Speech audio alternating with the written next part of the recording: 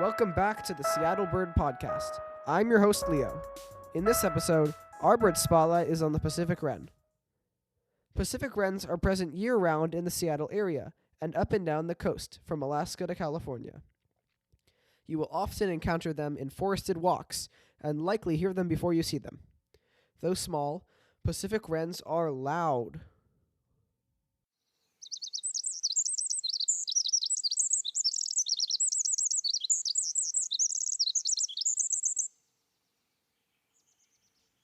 Note to editor, turn that down.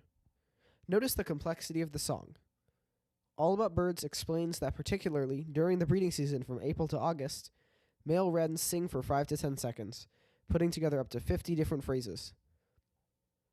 The Klamath Bird Observatory, a bird and habitat conservation group in Oregon, says that their songs can have an amazing 36 notes per second, and that males may have up to 21 song variations. So visit Discovery Park or Seward Park and catch a free concert. After hearing their song, you might glimpse a Pacific wren hopping on the forest floor, moving like a mouse, looking for insects to eat. They are one of the smallest wrens, smaller than a chickadee. They are brown with a thin bill, short wings, and a small tail that they hold upright. They have a faint white eyebrow and some darker brown and white on their wings. One fascinating behavior of Pacific wrens is nest building.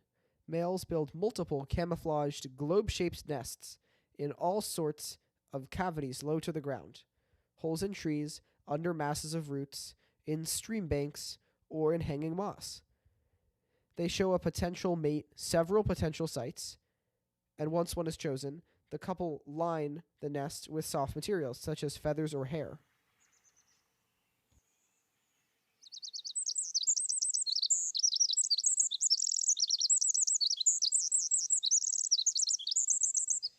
The Pacific wren species was officially created in 2010 by the American Ornithological Society. That's the same year as the first iPad and the creation of One Direction. Of course, the birds existed long before then, but until 2010, Pacific wrens were considered winter wrens. The two species likely diverged 4 million years ago, according to avian hybrids. However, the two species can still hybridize. See the show notes for a link for more information.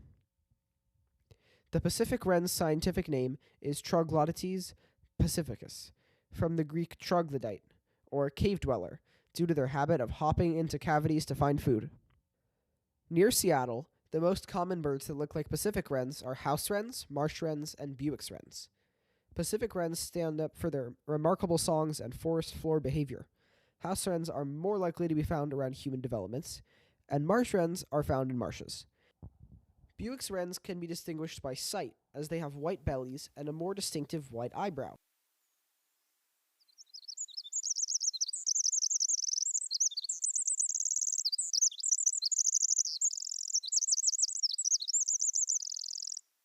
One final fun fact, courtesy of All About Birds.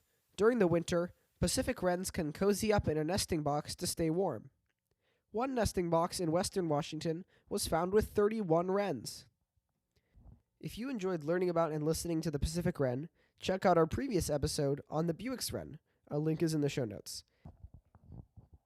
And for more Seattle bird content, tune into my radio show on Space 101.1 FM at noon on Wednesdays and Saturdays. The bird calls were recorded by Thomas G. Sander and Jeffrey A. Keller, and were made available courtesy of the Macaulay Library at the Cornell Lab of Ornithology. The script was written by Brian with help from Leo. Our sources for this episode are All About Birds, the Klamath Bird Observatory, Avian Hybrids, and Eastside Audubon. The theme song is by Felix. I'm your host, Leo. Until next time.